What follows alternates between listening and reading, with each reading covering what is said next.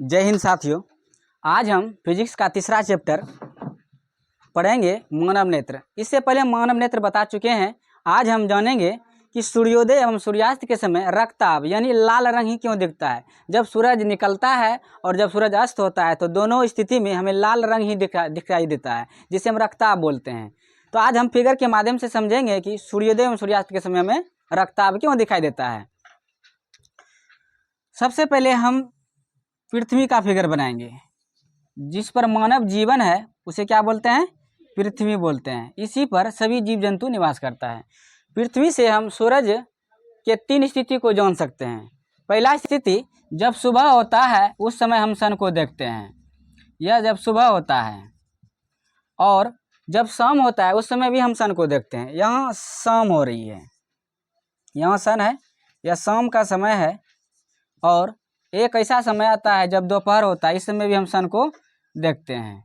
यह दोपहर का समय हो गया, यह सुबह का समय हो गया और यह शाम का समय हो गया। तो अब हम फिगर में देख रहे हैं कि सूरज को हम 3 स्थिति में देखते हैं। पहला, जब सुबह होता है और जब शाम होता है और जब दोपहर होता है। इससे पहले हम जानेंगे जिस रंग का तरंग दैर्घ्य अधिक होता है उसका परिकीर्णन कम होता है। हम जानते हैं जिस रंग का तरंग दैर्घ्य अधिक होता है उसका परिकीर्णन कम होता है। लाल रंग का तरंग दैर्घ्य अधिक होता है। लाल रंग का तरंग दैर्घ्य क्या होता है? अधिक होता है। और बैंगनी का परिकीर्णन क्या होता है? अधिक होता है। क्या होता है? अधिक होता है। और लेकिन तरंग दैर्घ्य क्या होता है? कम होता है। लाल रंग का तरंग दैर्घ्य क्या होगा? अधिक होगा।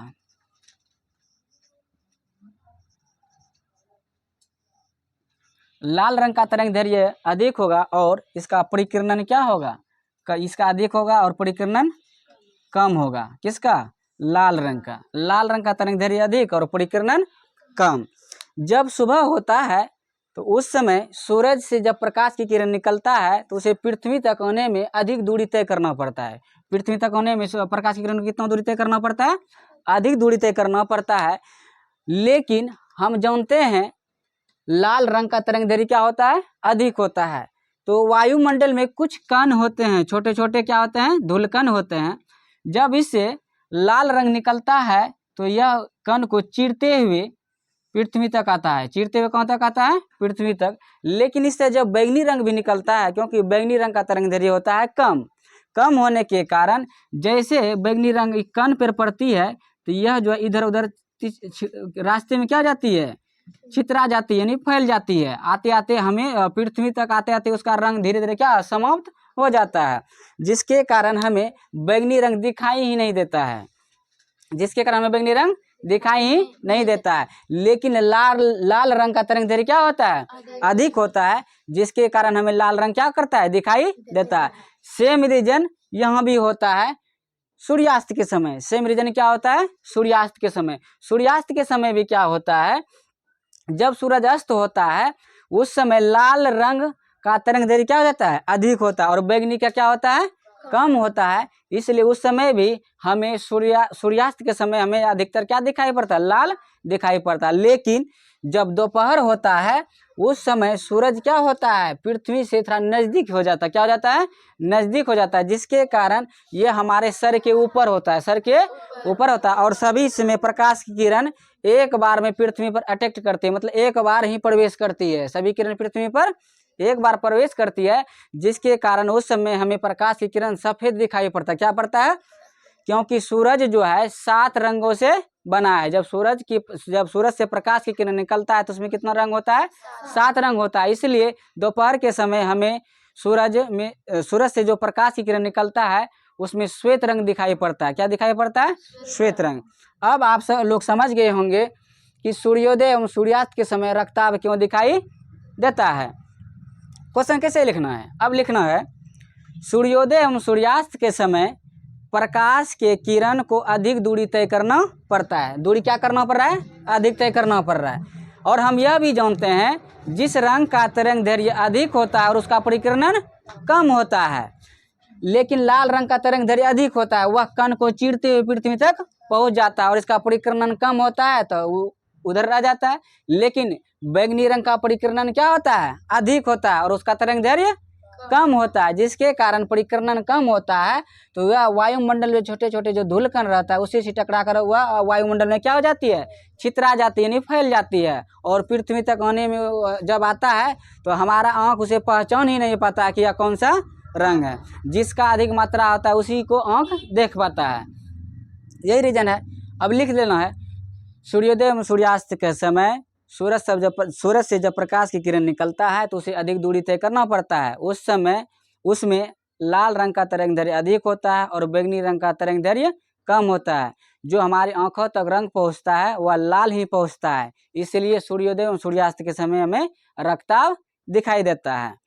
रक्तताप सूर्योदय एवं सूर्यास्त के समय रक्तताप दिखाने का एक और कारण है प्रकाश का परिकिरणन। क्या होता है, परिकिरणन। ये तो हम पहले बता चुके हैं, परिकिरणन के कारण सब होता है। तो यह था। अब हम नेक्स्ट टॉपिक पर आते हैं। अब हम समझेंगे दृष्टि दोष। दृष्टि दोष क्या है? मानव का जो नेत्र है यह हमें प्राकृतिक रूप से मिला है, यह आँख है तब हम संसार को देख पाते हैं। लेकिन क्या होता है, कुछ व्यक्ति को निकट की वस्तु दिखता है लेकिन दूर का नहीं दिखता है, तो दूर का दिखता है तो निकट का नहीं दिखता है। किसी में ऐसा होता है न तो दूर का वस्तु दिखाई देता है न तो निकट का दिखता है, लेकिन बीच का दिखता है। आज उसके बारे में चर्चा करेंगे कि दृष्टि दोष क्या है।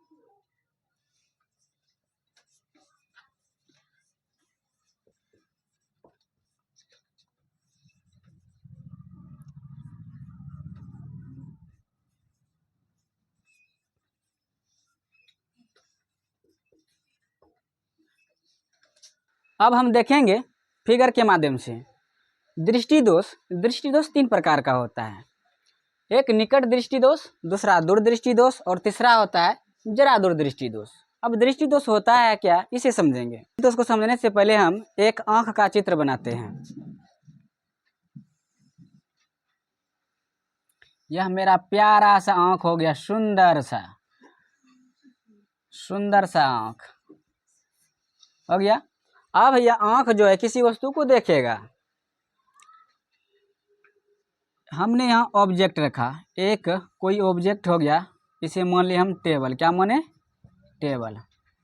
अब इसका प्रतिबिंब कहाँ बनेगा, रेटिना पर। कहाँ बनेगा, रेटिना पर। लेकिन दृष्टि दोष में क्या होता है, आंख का वैसा दोष या तो निकट रखी वस्तु या तो दूर रखी वस्तु का प्रतिबिंब रेटिना पर स्पष्ट रूप से नहीं बनता है, उसे क्या कहते हैं, दृष्टि दोष कहते हैं। यह जो आंख है, इस टेबल का जो प्रतिबिंब रेटिना पर बनेगा स्पष्ट नहीं बनेगा।